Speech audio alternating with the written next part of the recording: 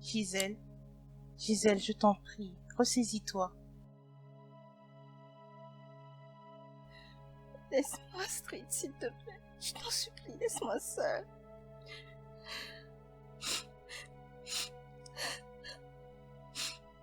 Ne compte pas sur moi pour te laisser seule dans cet état, Gisèle.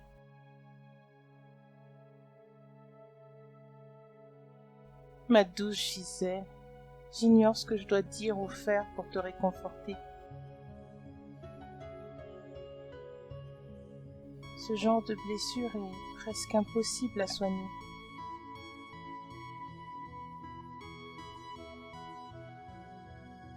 Je vais t'épargner les conseils vides et inutiles qui font plus de mal que de bien. Parlons d'autre chose. Odin, par exemple. Tu sais qu'il n'est pas un Ken ordinaire. Il est bizarre.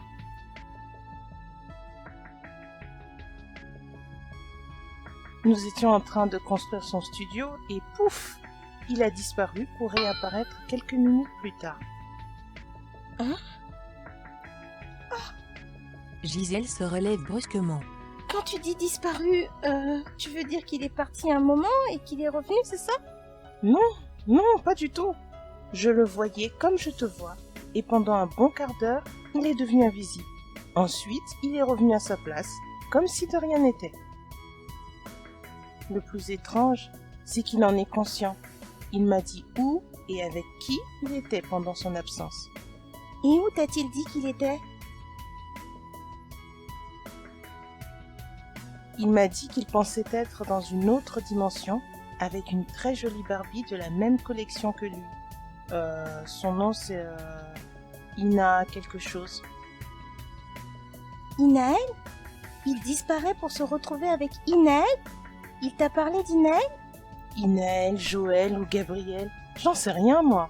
Tu es la seule qui a le droit de connaître toutes les poupées de Laurénie, je te rappelle. C'est bizarre ça. Odin n'est pas censé faire partie de la dimension magique de la Laurénie. Inaël non plus d'ailleurs. Il y a donc une dimension magique dans notre monde alors. Intéressant ça.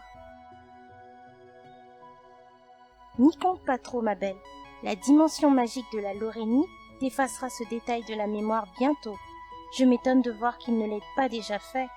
Il doit se passer quelque chose de pas très net en ce moment. Il faut que je me renseigne. Je te préfère comme ça, ma Gisèle chérie.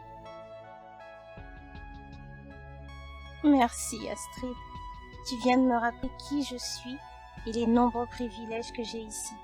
Merci infiniment d'être restée. C'est normal, ma douce. Je suis ton amie. Inaël sait très bien qu'elle n'est pas dans la dimension à laquelle elle appartient. Mais elle s'en moque. Car dans cette dimension, elle est amoureuse, reine, riche et respectée de tous. Il est hors de question pour elle de revenir dans une dimension où elle ne serait qu'une simple vendeuse de bijoux. Abonnez-vous. Bisous de plein.